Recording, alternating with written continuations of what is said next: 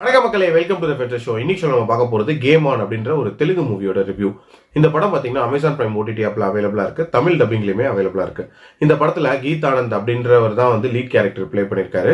இந்த படம் ஒரு வித்தியாசமான ரியல் லைஃப் கேமை மையமா வச்சு எடுக்கப்பட்ட படம் அப்படின்னு சொல்லலாம்.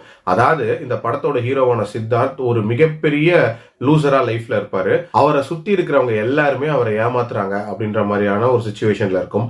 அவரோட கேர்ள் ஃப்ரெண்ட் ஏமாத்திருப்பாங்க, அவரோட பெஸ்ட் ஃப்ரெண்ட் ஏமாத்திருப்பாங்க, அண்ட் அவருக்கு ஜாபுமே போயிருக்கும். இந்த மாதிரியான ஒரு ஃப்ரஸ்ட்ரேட்டட் ஸ்டேட்ல இருக்கிற அவர் சூசைட் பண்ணிக்கலாம் அப்படின்ற மாதிரி போவாரு. அந்த டைம்ல தான் அவருக்கு ஒரு கால் வரும். ஒரு அனானிமஸ் கால் தான். அந்த கால்ல ஒரு சில இன்ஸ்ட்ரக்ஷன்ஸ் வரும். அதை பண்ணி முடிச்சாங்க அப்படின்னா இவருக்கு வந்து காசு அப்படின்ற மாதிரியான ஒரு விஷயம் கிடைக்கும். ஸோ இந்த மாதிரி டிஃப்ரெண்ட் ஸ்டேஜஸ் ஆஃப் டாஸ்க் அவங்களுக்கு கொடுப்பாங்க. அந்த டாஸ்க்லாம் எதுக்காக கொடுக்குறாங்க, அதுக்கு பின்னாடி இருக்கக்கூடியது யாரு, அந்த டாஸ்க்னால இவருக்கு என்னென்ன பிரச்சனைகள் வருது, கடைசியா அதை சால்வ் பண்ணாரா இல்லையா அப்படின்றத அந்த படத்தோட கதை. பாசிட்டிவ்ஸை பொறுத்த வரைக்கும் எனக்கு இந்த படத்தோட சஸ்பென்ஸ் ஃபேக்டர் அப்படின்றத நான் ஒரு முக்கியமான பாசிட்டிவா பார்க்குறேன். அதாவது இந்த படத்துல ஒரு 2-3 ட்விஸ்ட் அண்ட் டர்ன்ஸ் அப்படின்றது ரொம்பவே நீட்டா பிளேஸ் பண்ணியிருக்காங்க. அதே மாதிரி இந்த படத்துல இனிஷியலா காட்டக்கூடிய அந்த டிஃப்ரெண்ட் ஸ்டேஜஸ் ஆஃப் கேம்ஸ் அப்படின்றதுமே ஒரு விதமான சுவாரஸ்யத்தை தோன்ற மாதிரியான விஷயமா தான் இருந்துச்சு.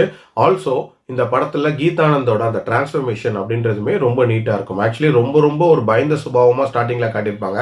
இந்த கேம்ல வந்ததுக்கு அப்புறம் மட்டும் ஒரு பயங்கரமான ஒரு ஸ்ட்ராங்கஸ்ட் பர்சனா அவர் மாறின மாதிரி காட்டியிருப்பாங்க. ஸோ அந்த டிரான்ஸ்ஃபர்மேஷனை நீட்டா கொண்டு வந்திருப்பாங்க. அதே மாதிரி இந்த படத்துல சின்னதா வந்தாலும் அந்த பிளாஷ்பேக் போர்ஷன் அப்படின்றது கொஞ்சம் நீட்டா தான் இருந்துச்சு.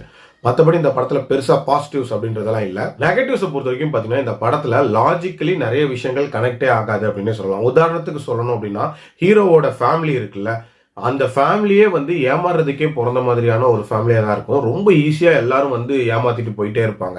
அதே மாதிரி இந்த படத்துல இந்த கேம் நடக்குது இல்ல, அதுக்கான காரணம்ன்ற மாதிரி ஒரு விஷயத்த சொல்லியிருப்பாங்க.